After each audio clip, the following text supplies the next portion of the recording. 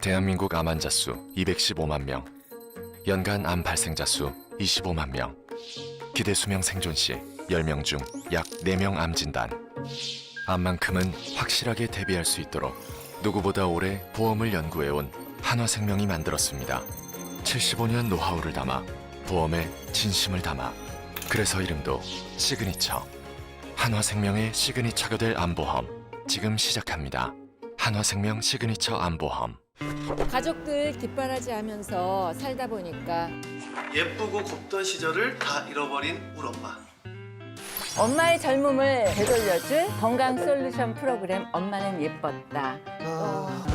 궁금하다. 정말 어떤 분이 주인공이실지 너무 궁금하다.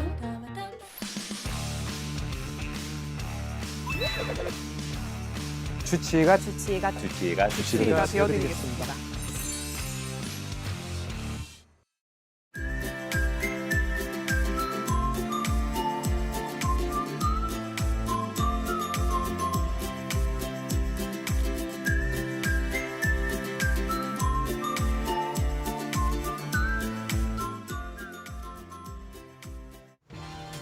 안녕하십니까. 주알투 아카데미의 윤정두입니다. 금요일장 확실하게 불기둥장 잘 나와줬죠. 목요일 아침까지만 해도 굉장히 공포감에 빠진 그런 시장 상황이었는데 그렇지 않습니다. 시장 시황 하나만 잘 읽더라도 시장에 대해서 잘 대처할 수 있는 거죠. 오래간만에 주말 굉장히 행복하게 잘 보내시고 계실 텐데요. 월요일장도 걱정하지 마십시오. 윤정두와 함께 또 이데일리 TV 주알투 아카데미와 함께라면은 한 주간 동안 편안해지실 겁니다. 50분 동안 힘차게 달려갈 거고요. 종목 부분도 뒷부분에 실려 있습니다. 함께 하시는 방법이요. 화면을 통해서 자세히 알려드립니다.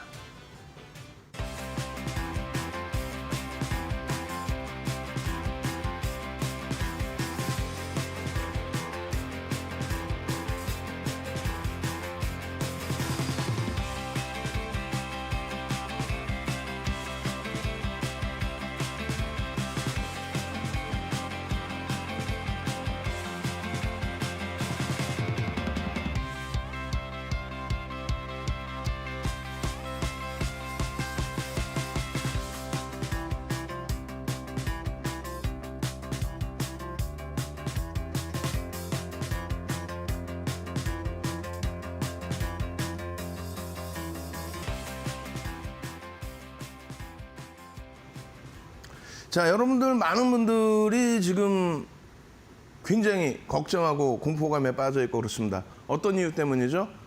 미국 증시의 조정폭이 너무 깊어져 있다는 거죠. 근데 매번 말씀드린 것처럼 미국 증시의 흐름 그다지 신경 안 쓰셔도 됩니다. 진짜 신경 안 쓰셔도 됩니다. 오늘 그 부분에 대해서 시원하게 풀어드릴 거예요. 그리고 미국 증시를 보기에 앞서서 어떤 부분을 놓고 봐야 돼요?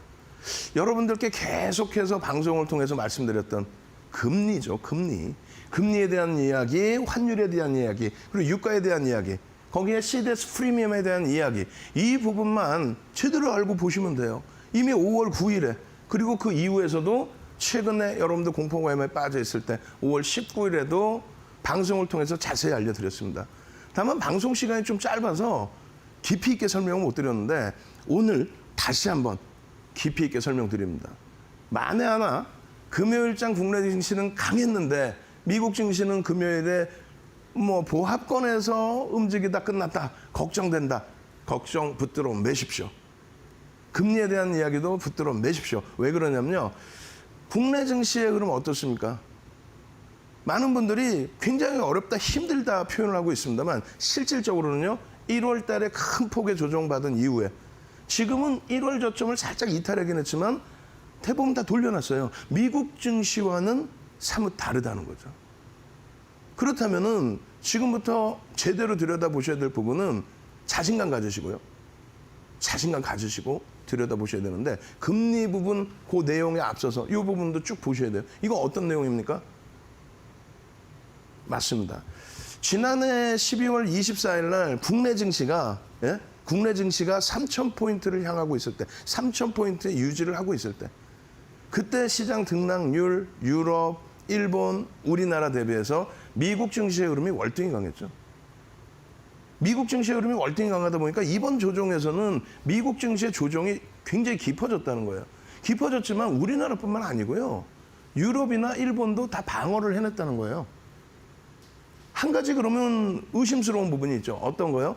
시장이 좀 조정만 나오면 매번 얘기하는 것이 금리에 대한 이야기 그리고 우크라이나 사태에 대한 이야기. 근데 둘 다 이제는 금융시장, 특히 자본시장에 꽂힌 증시에 미치는 영향력은 상당히 제한적이라는 겁니다. 실질적으로 보시면 이렇게 되어 있습니다. 이게 어떤 기준이냐면 1월 달의 기준이에요. 금리를 올리기 전에 1월 달 기준에 전 세계적으로 중앙은행이 가지고 있던 금리 정책 대부분 다 바닥금리, 제로금리 수준이죠.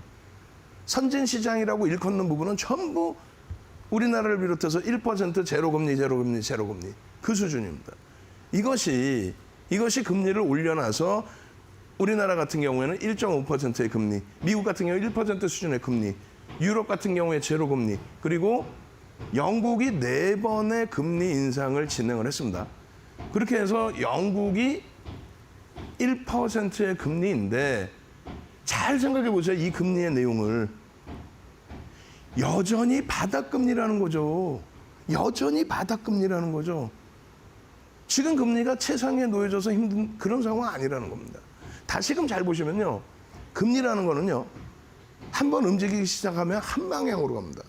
지금 2000년 이후의 흐름을 놓고 보실 때 특히 2003년 글로벌 증시가 바닥을 찍고 나서의 흐름을 놓고 보실 때 2003년 이후에 금리 언제 올립니까?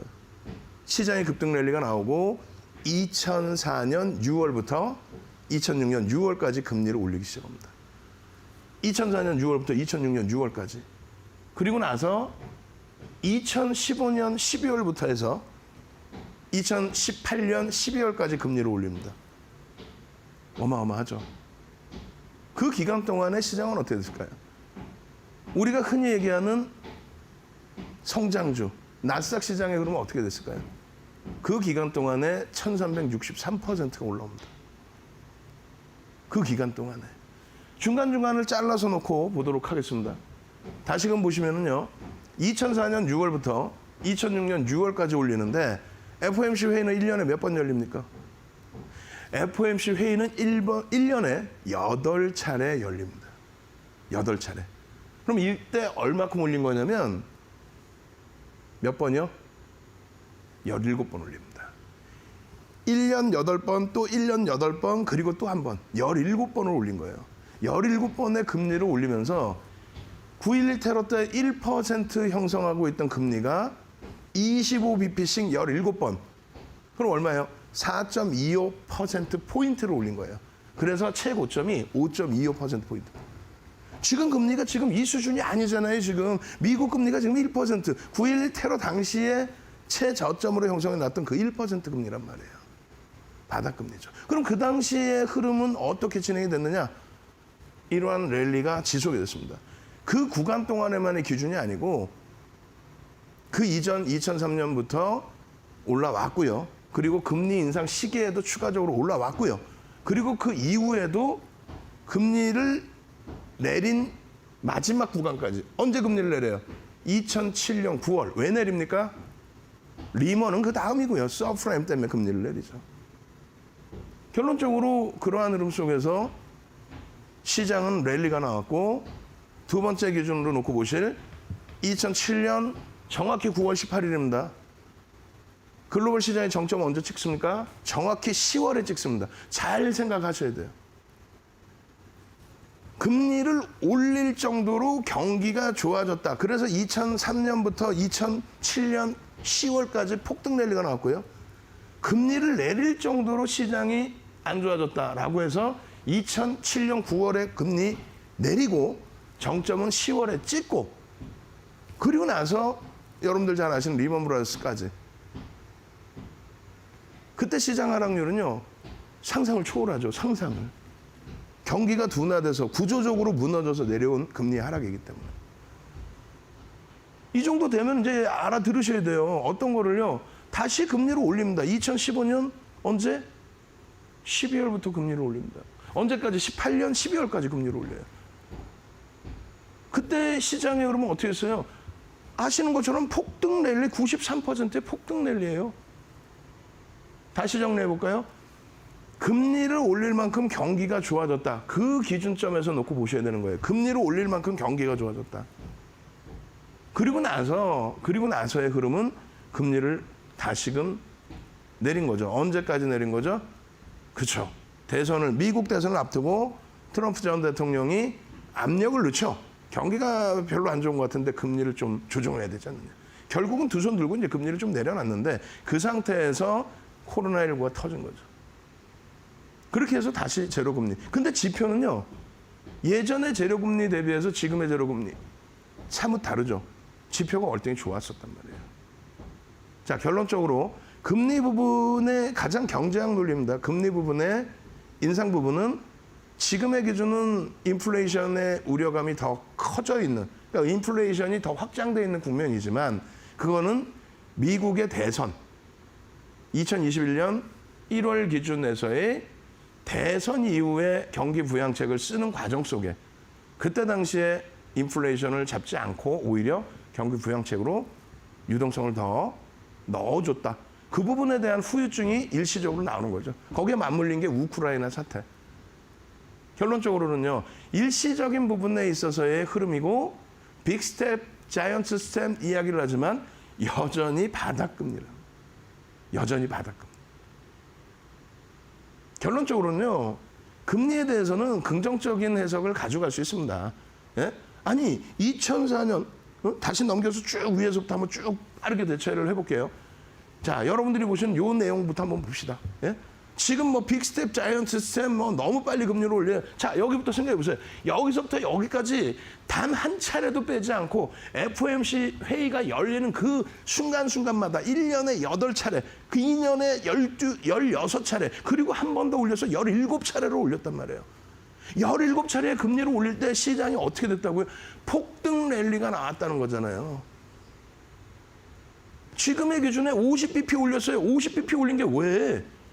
물가가 높게 잡혀져 있으니까 그것을 잡아내려고 하는 거죠. 지표가 우려돼요. 지표 부분은 우크라이나 사태까지 겹쳐지면서 3개월 정도는 둔화될 수 있다고 그랬죠.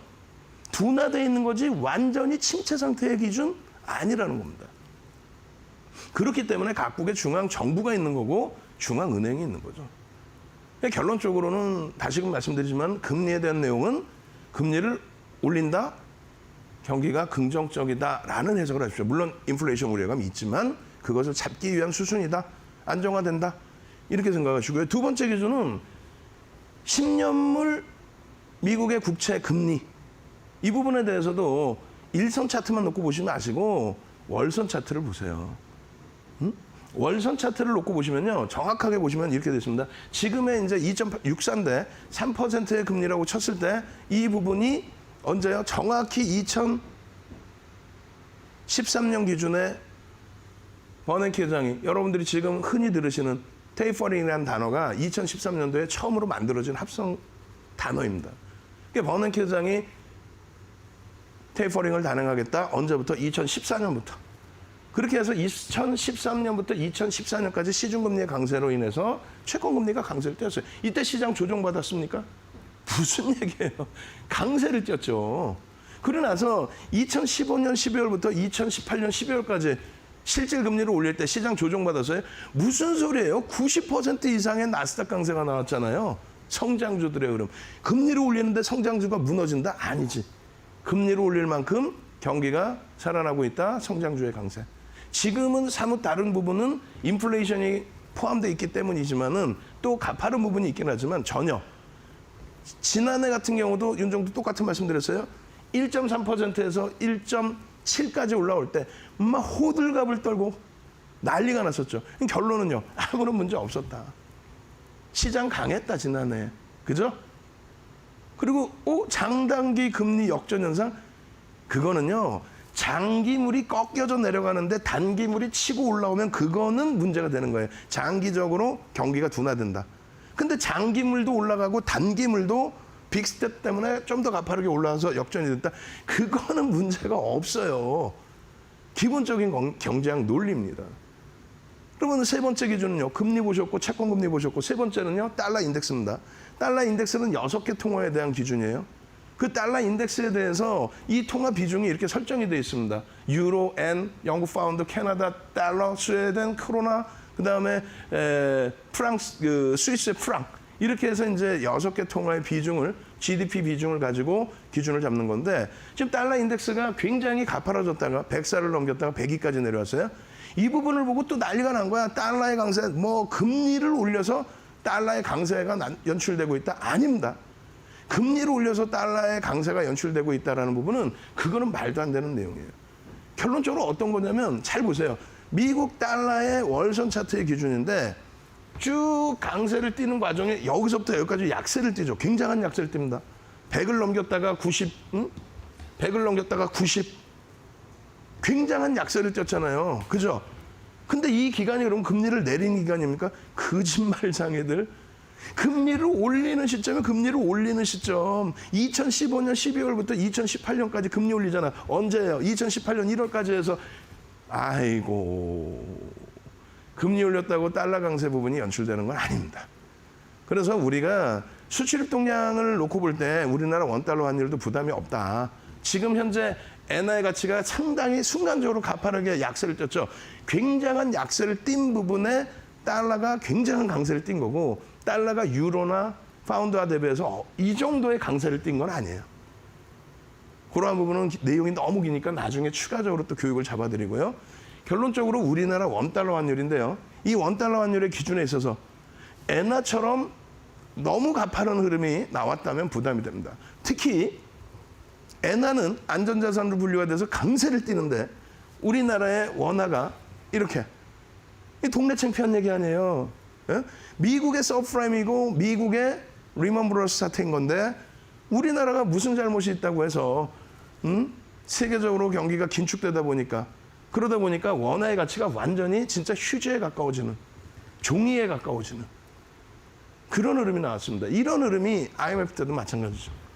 이런 흐름만 아니면 되는 거예요, 사실은. 그러니까 결론적으로 지금 경제연구소나, 예? 경제연구소나 그리고 증권사 뭐 애널리스트 분들이나 또 경제학 논리상 지금의 기준에 우리나라의 수출입 동향 등을 감안했을 때 수출이 많이 되잖아요. 환율이 뭐 약한 부분이 있어서도 있지만 기술력이 뛰어나져서 그 수출 대금을 달러로 가져와서 원화를 사겠죠. 그래서 12월 달까지 우리가 예측하는 범위는 윤정두가 예측하는 게 아니에요. 윤정두는 해석을 해드리고 전달을 해드리는 거고, 전체적으로 경제학연구소나 이런 쪽에서 경제연구소에서 내놓는 환율은 연말까지 1,200원 수준입니다. 저는 감히 말씀드리면 1,100원대 중반 정도를 예상을 하는데, 일단은 뭐 저보다 더 뛰어나신 분들이 예측하는 범위는 1,200원 수준. 그래서 한간에 원달러 환율 때문에 외국인이 많이 팔아요라는 거짓말을 해요. 이것도 거짓말이에요.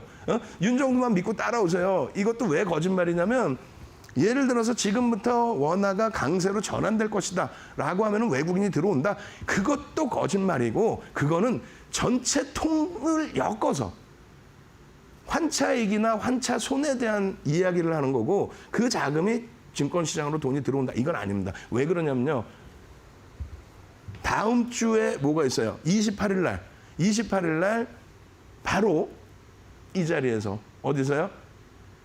이데일리 TV 본사 대강당에서 28일 날 2시부터 여러분들께 오프라인 강의를 해드리잖아요. 그땐 3시간이에요, 시간이. 3시간이면 엄청난 양의 이런 시황이나 이런 내용들을 전달해 드리겠죠. 왜 원달러 환율이 강세를 띠는데도 외국인들이 안 사고, 왜 원달러 환율이 약세를 띈다고 해서 외국인들이 파는 것만은 아니다. 그 얘기를 하는 이유는, 잘 보시면요, 리먼 터지기 전에 이 당시 기준이 2014년도에 당시의 기준이 환율이 1,140원 평균 단가에 맞춰져 있어요. 1,140원. 그 환율이 경기가 너무 좋아지고 수출이 너무 좋아지고, 예? 어느 수출이요? 조선주가 엄청난 실적을 내죠. 30년 만에. 그 조선주의 엄청난 그 실적. 달러를 사서 달러로 결제 통화를 받아오고 그 달러가 원화를 사주고, 그렇게 되면서 원화가요 900원이 이탈됩니다. 2007년도에 900원이 이탈돼요. 1,140원에서 900원이 이탈돼요. 그러면 1,140원에서 900원까지 내려오는 그 엄청난 원화 강세면 외국인이 어떻게 돼요? 자금을 막 들여와서 사야 된다는 게 기본적인 논리잖아요. 지금의 논리처럼 환율 때문에 뭐 외국인이 팔아요부터 해서 말 같지도 않은 소리. 정확히 말씀드리면 이 당시 기준에 원화가 900원까지 깨지는 이 당시 기준에 어떻게 됩니까? 외국인들은요 2005년 7월부터 2007년까지 55조를 지금의 논리라면 55조를 샀어야 되잖아. 팔았습니다. 55조를 팔았어요. 원화가 강세를 띠는데. 지금은 원화가 약세를 띄어서 판다면서요. 원화가 강세를 띄어도 판다고요. 근데 시장은 55조를 외국인이 팔았는데 무너졌나요? 무슨 소리를 합니까? 700포인트에서 2000포인트까지 날아가죠. 왜? 주식형 펀드 스택 잔고가 8조에서 10조 수준에서 74조까지 증가하고요. 저 당시 기준에 정책적으로 연기금이나 4대 연기금, 그러니까 국민연금을 비롯한 4대 연기금에 매수 자금이 들어왔기 때문이에요. 그러니까 환율 부분을 가지고 주식시장을 논하는 거는 기본적인 부분은 경제학 논리상 볼 수는 있어도 그거에 맹신하지 마십시오. 시장이 어렵다 보니까 뭐 환율이. 결론적으로는 원자재 가격조차도 멀쩡한 흐름이다. 우크라이나의 사태가 진짜 문제여서 그것 때문에 난리가 난다면 이렇게 올라와야죠. 더 높게. 혹은 그 문제 때문에 경기가 침체돼서 무너진다면 어떻게 돼야 돼요? 원자재 가격이 폭락이 나와야죠. 언제처럼? 이때처럼 그냥 폭락이 나와야죠. 멀쩡하잖아요. 아니 미국이 인플레이션 우려감 때문에 금리를 빅스텝을 받고 급진적으로 올리고 그렇게 되면 미국의 달러 가치가 어떻게 돼야 돼요? 폭락을 해야죠. 폭락을 저 당시 기준처럼 폭락을 해야죠. 멀쩡하잖아요. 경기 동향에 대한 이런 내용들의 설명, 이거 언제 해드려요? 일요일 날 포털에서 윤정두 검색해서 들어오시면 포털 사이트에서 윤정두 딱 치고 검색해서 들어오세요. 그렇게 들어오시면 일요일 날 저녁 9시에 이 시황에 대해서 더 깊이 있게. 그리고 오프라인 설명 듣고 싶다. 그럼 언제요? 28일 날 토요일 날 2시에 오늘처럼 똑같이 이렇게 1시에 교육해드리고 2시에 바로 대강당에서 여러분들 모시고 시황 설명 다 드릴 겁니다. 맨 마지막으로 보실 거는 CDS 프리미엄이에요. CDS 프리미엄의 자체 전혀 문제 없죠. 무슨 얘기냐면요. 리먼 브러더스 터질 때 우리나라의 5년 만기 외평채의 CDS 프리미엄 금리가 700bp, 5년 만기 외평채를 발행하는데 7% 수준의 이자를 주지 않으면 발행이 안 되는 상황. 지금은요.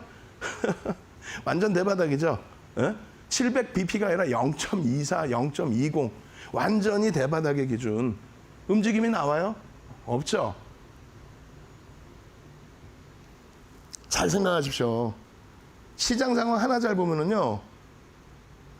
지금 금요일 같은 경우에 LG에너지솔루션 4%에 LG화학 8.5%의 폭등, 최근 LNF 폭등 랠리, 에코폴 BM 시가총액 1위 종목에서의 강세. 대형주를 지금처럼 시황을 분석해서 시장 상황은 나쁜 게 아닌데 심리적인 면이 더 크구나. 오히려 금리를 올릴 정도로 경기가 좋구나. 그렇게 해서 내 우량주 딱 채워놓고 그러고 나서 나머지 종목. 와 HLB가 급등 나와요. 노토스가 폭등이네요.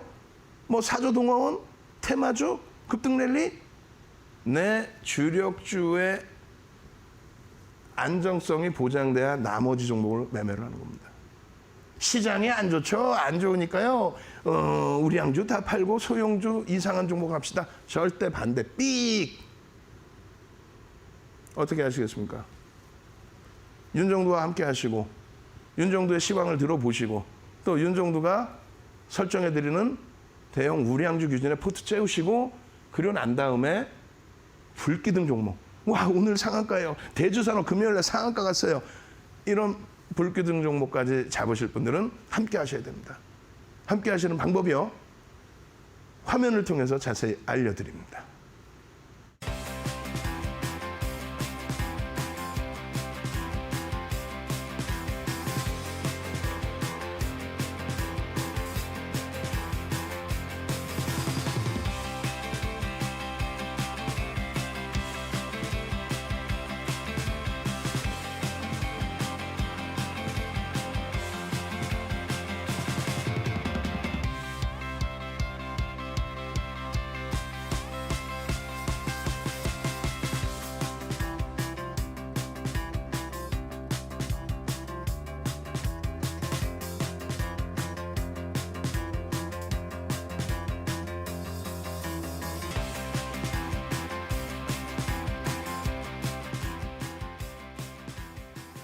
자, QR코드 찍고 들어오시는데 제가 지금 잠깐 모니터링을 못해가지고 혹시 비밀번호가 나가는지 모르겠는데 안 나가서 지금 못 들어오신다면 비밀번호는 뭐라고요?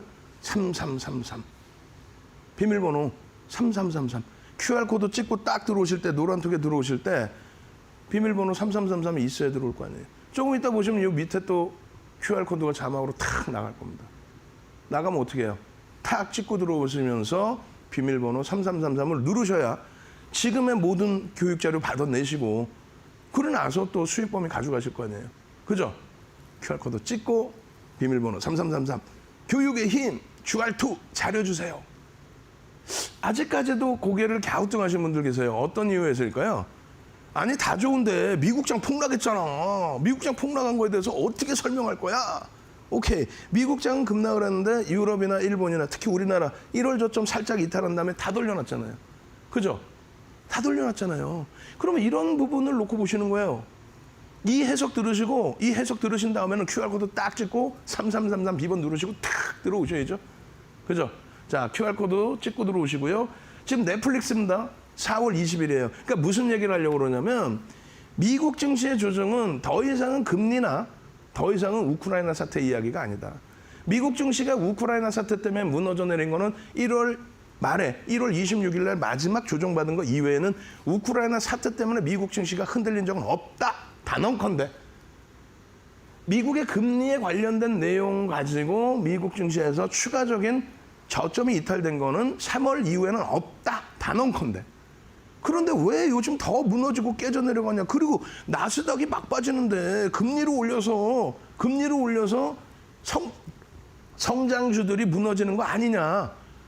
아니라고 그랬잖아요. 아까 금리 다 보여드렸잖아요. 금리 올릴 때 경기가 좋아져서 금리 올릴 때 성장주들이 오히려 시장을 이끌어간다고 그랬잖아요. 그럼 지금의 문제는 뭐냐면 성장주들의 문제가 아니라 첫 번째 기준입니다. 넷플릭스의 가입자 이탈 뭐 이런 부분들. 그게 불거지면서 4월 20일 날 어떻게 했어요? 마이너스 39%로 마감을 해요. 그런데 이날은 그나마도 증시가 덜 빠집니다. 그나마 덜 빠진 거예요. 넷플릭스의 39%의 폭락. 말이 39%죠. 넷플릭스라고 그러면 우리가 그래도 다 아는 업체인데 그때는 사실상 그나마도 마이너스 1.2%. 또 독일의 닥스 같은 경우에도 오히려 플러스 1.47%. 그리고 아시아 증시의 일본 니케이 지수도 플러스 1.23%. 국내 증시의 경우 플러스 57, 코스닥만 마이너스 0.74. 그 이후에 그러면 어떻게 됐을까요? 그 이후에 그러면요. 테슬라가요. 테슬라는 시가총액이 큽니다. 테슬라의 흐름이 4월 26일 날 12% 폭락을 합니다. 10% 밀려 내려간 이후에 12%로 장을 마감합니다. 왜 그랬을까요? 2차 전지 문제 아니라고 그랬죠. 2차 전지 문제가 아닙니다. 테슬라가 트위터를 인수한다 그 내용 가지고 이런 폭락이 나오는데 이때부터 시장의 조정이 깊어진 겁니다. 이때부터 미국장의 흐름이 깊어진 거죠. 이때 기준에 우리는 엄청난 기회를 얻습니다. 시장의 흐름 그것 하나 제대로 보시면 눈 뜨고 일어났더니 테슬라가 12% 폭락했어요 라고 해서 LG화학 무너져 내려서 46만 원까지 내려와요. 금요일 종가 얼마? 54만 원대. 이날 테슬라 무너지고 27일 날 LG화학이 무너져 내린 게 46만 원까지 밀고 내려갔었단 말이죠. 이때 앞전에 연동포까지. 그게 54만 원까지 돌려놓습니다. LNF, 에코프로비엠 난리가 났죠 최근에. 그 폭등. 시장의 흐름 하나 잘 보는 거 가지고. 추가적으로 이렇게 음봉 장대 음봉 떨어진 거는 넷플릭스 CEO를 잠시 맡겠다. 넷플릭스가 아니면 죄송합니다. 트위터의 CEO를 잠시 맡겠다. 또 한 가지는요. 아마존의 조정 때문에 연동돼 있는 흐름. 심리적으로. 테슬라의 영역의 문제뿐만이 아니라 아마존. 시가총액 뭐 최상위 아닙니까? 이 아마존의 조정폭이 4월 29일 날 14% 나와버려요. 어닝 쇼크로. 근데 전망치는 뭐가 나와요? 어닝 쇼크지만은 전망치는 향후의 성장성은 여전히 유지하겠다. 아마존의 기준. 29일 날. 그러고 나서 또 음봉이 또 떨어집니다. 또 떨어지는 저 음봉은 뭘까요? 인터넷 상거래 업체의 추가적인 실적 둔화 발표가 나오죠. 아마존 말고 아마존부터 발표를 한 이후에 이 흐름에서. 그리고 또 어디가 조정이 나오죠? 월마트입니다. 거의 개인의 소매 지출에 대한 월마트의 주가 조정폭이 연이틀 11%, 6%. 인터넷 상거래 업체에 의해서 개인 소비 지출에 대한 이것에 대한 이제 경기 침체 우려감인데 결론은요. 다시 말씀드려요. 금리를 올릴 만큼 물론 인플레이션을 잡기 위한 금리 인상도 있지만 경기가 사실상 유동성이 너무 좋아서 인플레이션이 나오는 게 뭐예요? 경기가 그만큼 좋아져서 물가가 올라갔다는 얘기예요. 그게 남미처럼 어떤 큰 문제가 발생해. 그런 내용이 아니라 결론적으로 기업의 실적의 영향이었다. 근데 이 기업의 실적의 영향 대비 지표는 3개월 정도 둔화된다 그랬어요. 최악의 상태는 아니었다. 그걸 꼭 놓고 보셔야 됩니다. 이제부터 본격적으로 무엇을 들어가요? 이제부터 본격적으로 종목을 들여다볼 겁니다. 여러분들이 당장 월요일 날부터 해서 불기둥 종목 훅훅 잡아내셔야 되죠. 그 종목을 들어갈 거예요. 어떻게 하셔야 돼요? QR코드 찍고 들어오셔야죠. 들어오셔서 교육자를 받고 교육받고 종목 잡아내시고. 자, 참여하시는 방법 다시 한번 알려드립니다. 참여하시는 방법 화면을 통해서 알려드립니다.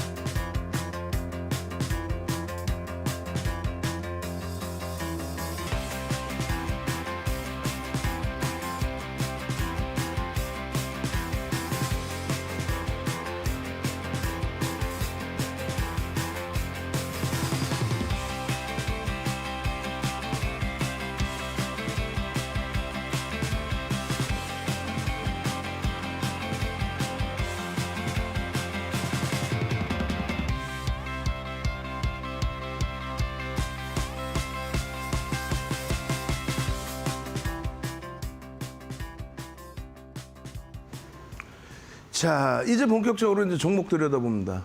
종목 보셔야 되는데 먼저 시장 지수 보시면 1.8%의 금요일 날 장대항봉 폭발적인 그러한 랠리가 나왔습니다. 코스닥 시장 마찬가지고요. 결론적으로는요. 코스닥 시가총액 상위 종목군들에 대한 등락인데 시가총액 최상위의 종목군들의 흐름이 눈에 돋보입니다. 무너지지 않을 것 같은 셀트리온 헬스케어의 시가총액이 3위까지 밀렸어요. 셀트리온 삼형제 가지고 계신 분들은 지금 가슴이 시커멓게 타고 계실 텐데 윤 정도는 감히 말씀드리면 프리미엄이 너무 높은 종목군들의 프리미엄은 빠질 수밖에 없다라고 말씀드립니다. 그나마도 실적이 일정 범위 뒷받침되고 성장성이 같이 부각되는, 그러니까 실적이 뒷받침되고 성장성 같이 부각되는 쪽에 흐름이 좀 더 유리할 수밖에 없다. 지금 시가총액 LNF가 2위까지 올라서요. 에코프로 BM 1위로 올라선 거는 벌써 분의 얘기고요. 에코프로 BM은 무상증자에 대한 이슈까지 가지고 있습니다. 자, 유가증권 시장입니다. 유가증권 시장 어떻습니까? 시가총액 극대형주의 흐름들이 긍정적으로 연출되어 있고 시가총액 3위까지 올랐었던 셀트리온은 시가총액 15위까지 밀려 있습니다. 프리미엄이 계속 빠져나가고 있는데 아직까지도 사실은 프리미엄이 높아요. 그에 반해서 삼성전자 그리고 SK 하이닉스 상상을 초월하는 실적을 내주고 있음에도 불구하고 시가총액 규모가 굉장히 작아요. 또 현대차, 기아, 거기에 LG화학까지. 지금 우리나라에 올해 들어서의 영업이익, 전체 상장사의 영업이익은 255조 정도 예측이 나오고 있습니다. 그 255조 중에서 삼성전자와 하이닉스 두 종목의 영업이익이 80조예요. 30%를 넘겨요. 30%를 넘깁니다. 80조입니다. 그럼에도 불구하고 시가총액 비중은요, 형편이 없어요. 예? 시가총액 비중은 형편이 없습니다. 둘이 영업이익 합쳐서 23.4%, 6.53%인데 시가총액 비중은 양시장 합쳐서 16.45, 3.31. 물론 유가증권 시장만 보면은 뭐 19.75%이죠. 굉장히 낮은 수준입니다. 영업이익은 혼자서 전체 시장 통틀어서 23%인데 전체 시장 통틀어서 16%의 시가총액 비중이다. 이렇게 된다면 삼성전자의 주가가 9만 원을 넘기고 있어도 이상할 게 없습니다. 사실상. 여러 가지 이유에서 주가가 많이 눌려져 있는데요. 전기전자 업종이 못 움직이면 시장은 움직일 수가 없다. 37.2%의 전기전자 업종의 비중. 이게 이제 LG에너지솔루션까지 포함해서입니다. 이 비중에서 이들이 움직임이 없다면 어떻게 시장이 강세를 띠겠습니까? 삼성전자가 19.75%의 비중인데 삼성전자 흔히들 아유 뭐 6만 원 깨겠지. 6만 원 깨면 시장 지수 포인트 400포인트 이상 빠집니다. 농담이 아니라 6만 원을 깨는 순간 시장에 미치는 영향력. 많은 분들이 착시 현상이 뭐냐면요. 시장 따로 종목 따로 이렇게 보시는데 아니에요. 삼성전자가 403점은요. 유가증권 시장의 시가총액 비중의 19.75%란 말이에요. 응? 2,000조 조금 넘잖아요. 지금 유가증권 시장이. 얘가 6만 원이 삼성전자가 6만 원이 이탈되면요. 시장은 400포인트 정도가 밀려요. 굉장하죠. 근데 그것을 아무렇게나 우리가 설정하고 볼 수는 없잖아요. 삼성전자 얼마요? 100원당 등락지수가 0.78입니다. 다시 얘기해서 삼성전자 1,000원 움직이면 시장의 지수는 8포인트가 움직입니다. 그러면 삼성전자가 그렇게 되면 뭐 오르고 내리고 하면 시장에 영향을 많이 받는다고 해서 무조건 올라야 되느냐. 그게 아니라 실적 자체가 상상을 초월한다는 거죠. 하이닉스 마찬가지고. 둘이 합쳐서 하이닉스와 삼성전자의 비중이 영업이익 비중이 전체 시장의 몇 프로? 31%. 시가총액 비중은 몇 프로? 19%. 어마어마하죠. 지금의 주가 대비해서 할증 더 받아야 된다는 얘기예요. 최소 50%씩.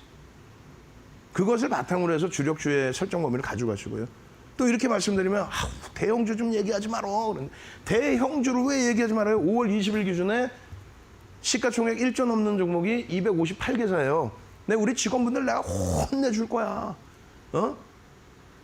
분명히 258개사가 넘을 것 같은데 만약에 틀리면 뭐 맛있는 거 사주면 되죠. 뭐. 제가 틀리면.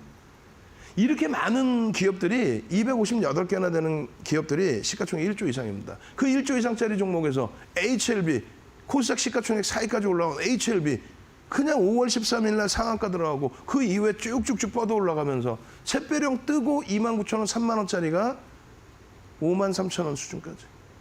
그냥 폭등 랠리 나왔죠. 1조 이상짜리 종목에서 답을 찾아내시라는 거예요. 1조 이상짜리 종목에서.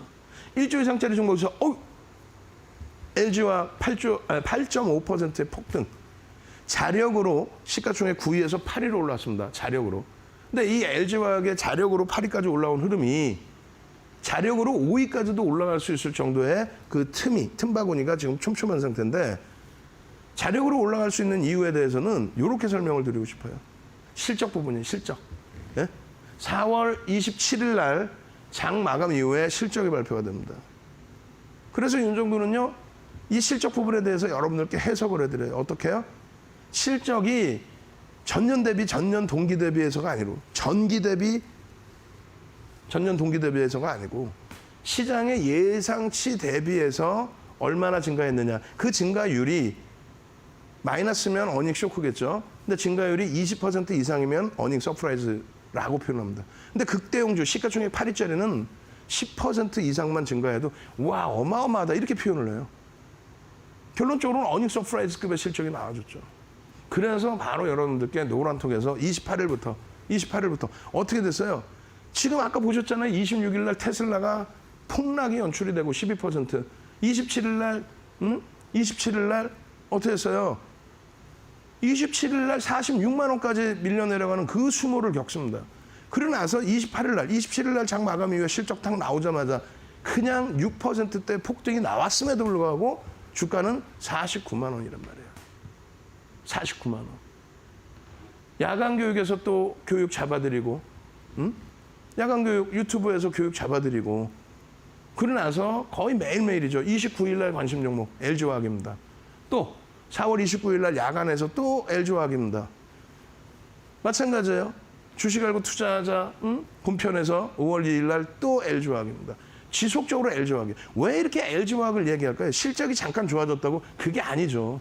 실적이 예상치보다 조금 증가했다고? 그게 아니죠. 18일 날에도, 18일 날 야간에도, 또 19일 날 개장 전에도 여러분들께 어떻게 해야 돼? 노란톡에 들어와 계셔야 이렇게 주력주들을 여러분들께 넣어드릴 수 있는 거예요. 지금 보시면은 LG화학의 전체적인 순이익, 영업이익 전망치입니다. 그리고 LG화학의 시가총액 기준에서의 대주주 비중과 외국인 비중이 나와 있습니다. 그리고 LG화학의 LG에너지솔루션에 대한 전체적인 비중인데 LG화학이 개인이 많이 사서 주가 밀렸어요. 그런 거짓말 좀 듣지 마세요. LG화학의 개인들 지분은 8.3% 이하입니다. 8.3% 이하 지분을 갖고 있어요. LG화학이. 개인들이. LG에너지솔루션에 대해서는 81.84%의 지분을 갖고 있습니다. 누가? LG화학이요. 그러면 이것을 가치 평가를 하면요. LG화학의 순이익 대비 롯데케미칼의 PER 9.76배를 적용했을 때의 시가총액 26조에서 32조. 그리고 10배를 적용했을 때 28조에서 34조. 그럼 어떻게 돼? 평균 26조에서 34조가 돼야 되죠. 지금 38조 5천억이야. 엄청나게 비싼데 그러면? 그런데 LG에너지솔루션에 대한 지분을 갖고 있잖아요. 84.84%. 이것을 50% 할인을 해도 42조가 되고요. 이것을 LG에너지솔루션이 상장 이후에 최고점 대비 50% 조정을 받는다고 쳤을 때 그럼 시가총액이 70조입니다. 그 70조의 50%를 잡아도 29조예요.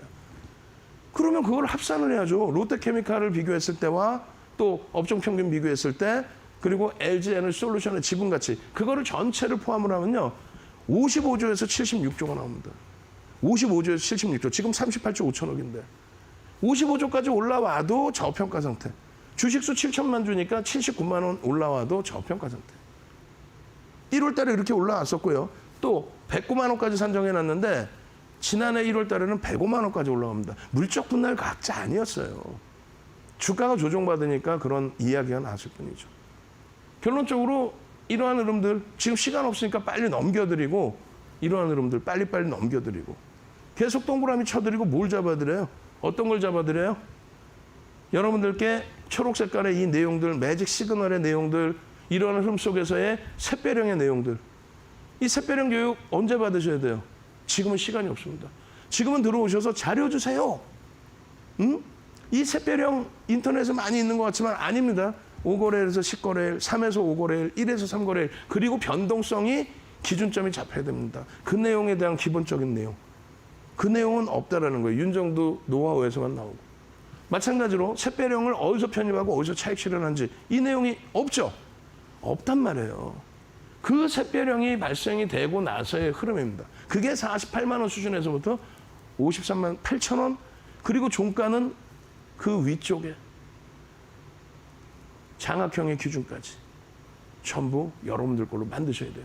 어떻게 해요? 노란톡 QR코드 찍고 들어오셔서 노란톡에서 자료 주세요. 그리고 LG화학 같은 이런 종목, 이런 불기둥 종목 잡아내 주세요. 상승장학 확인형 이후에 시세를 뿜을 수 있는 거래가 수반된 실적이 뒷받침된 이런 종목을 잡아주세요라고 하셔야 됩니다. 참여하시는 방법 화면을 통해서 알려드립니다.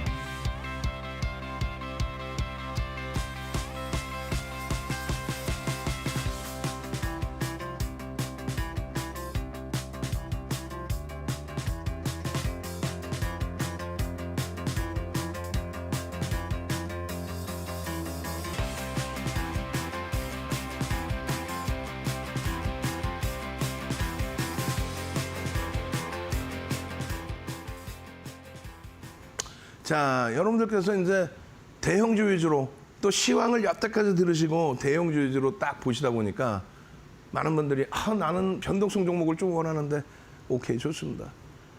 여러분들과 1월 달에 다시 찾아뵙고 나서 이데일리 TV에서 주식 알고 투자하자 GR2에서 오픈해드린 교육 종목이 상한가가 총 78개가 나왔어요. 계속 말씀을 드리지만은 이런 상한가 종목군들의 기준은 교육이 뒷받침돼 있어야 됩니다. 그리고 내 주력주가 완벽하게 채워져 있어야 되는 거예요. 주력주가. 그래야 5월 20일 같은 경우 대주산업. 중간에 보시면 어때요? 한탑이라든가 사조동화운 그냥 최근 들어서 연속 상한가 들어가는 HLB 글로벌 연속 상한가 들어가는 노터스 5월 11일 이후에 추가 상한가 들어가는 HLB 5월 13일에 상한가 들어가는 그런 종목군. 대주산업의 종목, 한신기계 이런 종목. 한신기계 같은 경우도 뭐 15% 시간의 추가 폭등. 이러한 흐름들을 미리 교육을 받고 대처가 되실 수 있어야 돼요.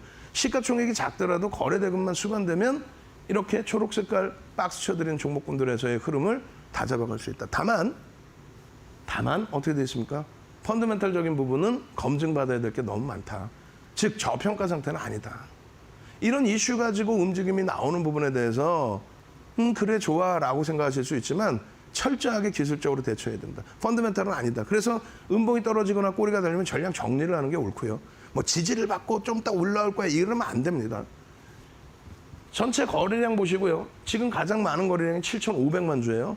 그 7,500만 주 기준에서 하루에 1,500억 정도 기준 거래량을 잡아드렸는데 앞전에 7,500만 주의 거래량이 있기 때문에 의미 있는 거래량 거래대금의 70% 수준. 그럼 얼마? 77에서 49. 5천만 주는 터져줘야 된다. 5천만 주면 1,500억을 훌쩍 넘기는 흐름이 돼요.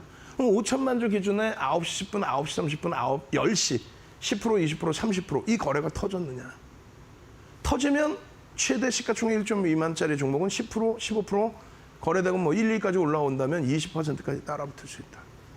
5분봉의 기준에서 놓고 보시면 벌써 이미 줄거드린 이 부분이 500만 주가 터진 거예요. 5분봉에 10분 동안에 500만 주가 아닌 5분 만에 500만 주. 이게 얼마예요? 4,700원. 상한가가 얼마예요? 4,620원.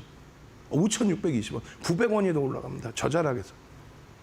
교육 하나, 거래량 교육 하나만 제대로 받으시면 그리고 나서의 흐름은 분명히 매직 시그널의 매도 사인 나와요. 파란 색깔로 잡아드립니다. 상승 장악형이라고 잘못 생각하실 수 있는데 윤정도는 오히려 매직 시그널 매도입니다라고 그리고 다시 매수입니다라고. 그랜빌의 매매 법칙을 배우셔야 되는 거예요. 이런 교육 자료를 QR코드 찍고 들어오셔서 자료 주세요. QR코드 찍고 들어오셔서 자료 주세요. 이렇게 하셔야만 되는 거예요. QR코드 찍고 들어오셔서 자료 주세요를 해야 자료를 드릴 거 아니에요. 조금 전에 보신 캔들 도서 한 권, 캔들 도서 한 권 통으로 드리고 윤정두가 직접 쓴 캔들 도서 하나. 그리고 기울기에 대해서 그랜벨의 매매 법칙을 배우면 상승 기울기의 각도가 꺾이죠. 그렇기 때문에 매도 사인이 미리 나왔다는 거예요. 그래야만 그 이후에 그러면서 여러분들이 이런 상한가 종목 잡아내고 또 상한가에서 절반 이상 차익 실현하고 이 길 또 조정을 받으면 추가 차익 실현. 지금 시간이 너무 없어요. 갭에 대한 목표주가 설정 범위 다 보여드리고 지금 이제 1분 남았단 말이에요. 이제 59분이면 방송 끝내야 돼. 이 자료들을 어떻게 받을 것이며 이러한 샛별형에 대한 캔들 도서 한 권 통으로 어디서 받아서 이런 상한가 종목 월요일 날부터 당장 불기둥 잡아내셔야 될 거 아닙니까? 뒷부분의 종목이 어마어마하게 많아요. 여러분들 좋아하시는 HLB부터 해서 또 한신기계까지 뭐 사조동화운, 한랩, 한탑 이런 종목군들을 노란톡에서 개장 초에 또 장중에 그리고 편안하게 교육과 함께 수익을 잡아낼 수 있는 그런 기준점을 가지고 가시기 바랍니다. 저는요. 다음 주 이 시간에 다시 찾아뵙고요. 월요일부터 수요일까지는 저녁 21시부터 22시까지 이데일리 TV 주식 알고 투자하자 본방송에서 여러분들을 또다시 찾아뵐 겁니다. GR2 아카데미의 윤정두였습니다.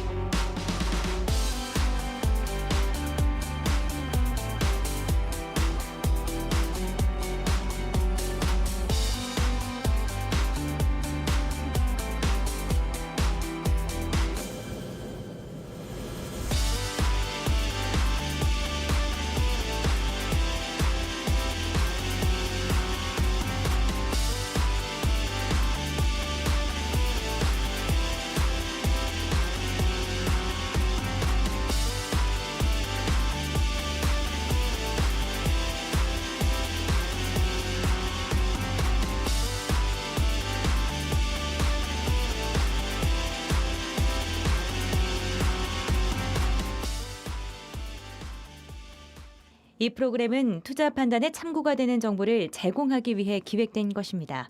투자 결정은 투자자 각자의 판단으로 하시기 바랍니다. 파타고니아, 토레스 델 파이네. 탐험가들의 로망, 선택받은 모험의 땅, 그리고 쌍용자동차 토레스의 영감이 시작된 곳. 낯선 풍경, 새로운 이야기, 잊지 못할 경험. 이것은 모험이 줄 수 있는 가치이자 모두가 토레스를 기다려온 이유. 우리를 향한 당신의 기대와 응원에 감사하며 쌍용자동차는 모험을 계속해 나가겠습니다. 새롭게 쌍용자동차답게 토레스. 살아남을 자신은 없는데 돈을 벌고 싶다? 그럼 절 찾으세요. 브래핏입니다. 반갑습니다. 2018년도 키움증권 실전 투자대회에서 1등을 한 이델리온 전문가 브래핏입니다. 2018년도는 미중 무역 전쟁이 갑자기 시작되면서 장이 무지하게 안 좋았습니다. 그런데도 저는 수많은 경쟁자를 뚫고 실전 투자대회에 1등을 했습니다. 저는 빠른 매매를 합니다. 테마주라고 하나요? 대한민국의 모든 종목들이 테마주이긴 하지만은 어마어마한 이슈가 생기고 그걸로 인해서 거래량이 폭발적으로 터지는 그런 종목들을 바로 잡아버리는 거죠. 주식이라는 시장이 단기간에 돈을 벌 수 있는 건 맞습니다. 하지만 버는 사람은 극소수죠. 이 무서운 시장에서 살아남으려고 하면은 전반적인 시장을 볼 수 있는 시야와 촉이 필요합니다. 살아남을 자신은 없는데 돈을 벌고 싶다? 그럼 절 찾으세요. 브래핏입니다. 세력의 수급 포인트를 정확히 포착해 개인 투자자들이 등대가 되고 있는 이데일리온 급등매매 전문가입니다. 통계를 보면 개인 투자자의 약 1%만 연간 수익을 낸다고 합니다. 낙타가 바늘구멍 뚫기만큼 어려운 게 개인 투자자의 연간 수익입니다. 하지만 여러분들도 세력의 수급 포인트만 정확히 꿰뚫어 볼 수 있다면 바로 상승하는 종목을 매수할 수 있는 길에 가까워질 수 있을 것입니다. 저희 정혜원 투자 수익률이 그것을 말해주고 있습니다. 주가가 대세 상승을 하기 전엔 항상 테마주로 출발을 하게 됩니다. 애초 테마의 성격으로 출발했던 종목들이 실제 기업 실적으로 이어지면서 주가는 탄력을 받게 되는데 우리 시장에서 앞으로 어떤 관련주들이 바톤을 이어받을지 궁금하지 않으십니까? 여러분들이 성공 투자를 빌며 주식시장이 존재하는 한 저 급등매매는 여러분과 함께 할 것을 약속합니다.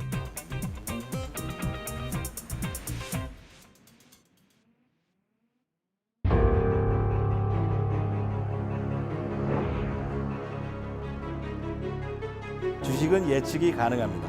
미래를 예측하는 지표가 있죠. 그것보다 더 중요한 것은 바로 직관입니다. 그래서 주식 투자는 직관의 예술이라고 하죠. 제가 지난 장에 집중 투자로 큰 수익을 내었습니다. 여러분들이 생각하시는 것보다 더 큰 성공을 했죠. 그러나 투자자들이 주식시장에서 깡통을 경험합니다. 물론 저도 그랬고요. 그분들께 주식을 어디서 배웠냐고 물어보면 안 배우셨답니다. 독하기 싫습니다.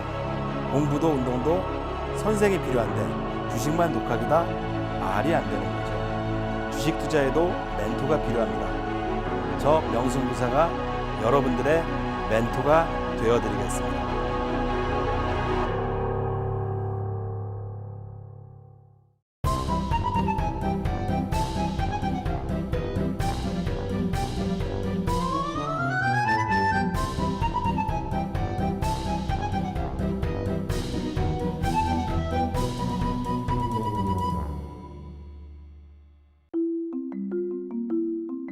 Coming up.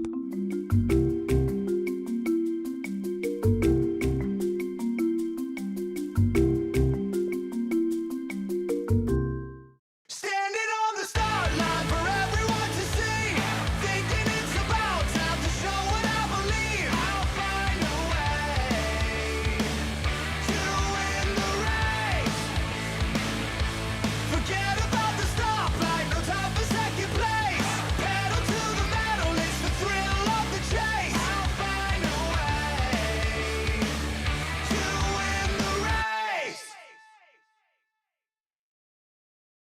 이데일리 TV가 확 바뀌었습니다. 더욱 넓어진 스튜디오로 시황 흐름과 종목 선택을 한눈에, 격이 다른 정보 전달을 위한 신규 프로그램까지 당신의 현명한 선택에 도움을 드립니다. 새롭게 시작하는 이데일리 TV와 함께해 주세요.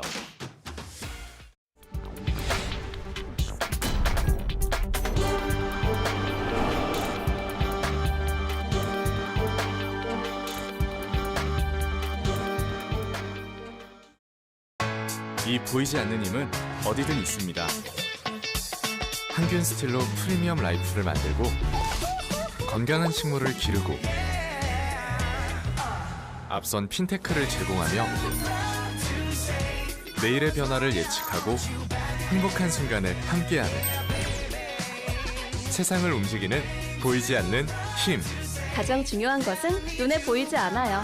세상을 움직이는 힘. KG. 가족들 뒷바라지하면서 살다 보니까 예쁘고 곱던 시절을 다 잃어버린 우리 엄마. 엄마의 젊음을 되돌려줄 건강 솔루션 프로그램 엄마는 예뻤다. 궁금하다. 정말 어떤 분이 주인공이실지 너무 궁금하다.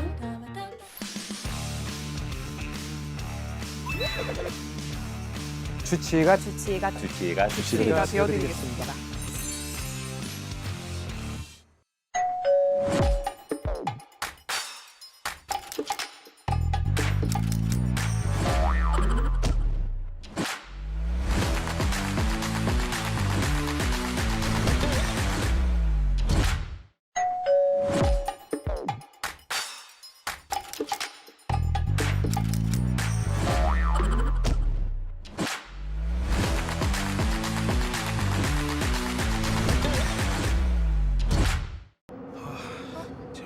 모르는 사이지만 배려를 이어가고 잠깐만요. 문화는 다르지만 도움을 이어가고